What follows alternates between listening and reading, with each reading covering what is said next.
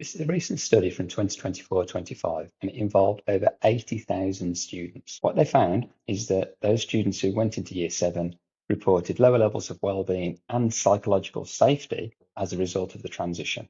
They also found that self-efficacy levels dropped, and that's something that we focus on heavily here at Evolve. Some commentators talk about the behavioural policies of secondary schools not helping children's transition, and they also reference something called a hidden curriculum, where children from disadvantaged working class backgrounds are more at risk when it comes to year six to year seven transition. Whilst I agree with this, I also think it's a little bit more nuanced and that there are other factors at play.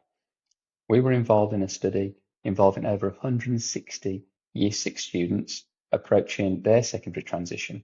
But the difference here was that it was at an international school and it was a through school. So all of those students moving from year six to year seven were in the same school. So some of the factors that they talk about in this study didn't apply. Certainly when it comes to disadvantaged working class backgrounds, and certainly when it comes to behavioural policy changes, because it was the same behavioural policy that they were experienced in year six and in year seven. The crucial thing here is that these students also reported drops in self-efficacy, psychological safety, and overall well-being when it came to their move from year six to year seven. So what could the reasons for this be? My view is that the impact of moving from one teacher in primary to many teachers in secondary has a much more profound impact than we realise. Secondary school teachers know their students through a very narrow lens of the subject, where primary school teachers have a much broader view.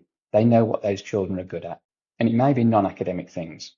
Primary school teachers get to learn about the child and not just the pupil. The report talks about deficit narratives, and I like this expression because I think this is where many of the issues lie. To combat this, Evolve's developed a transition model where we share lots of information with secondary school teachers about what their incoming year seven pupils are good at, what they like and what they don't like.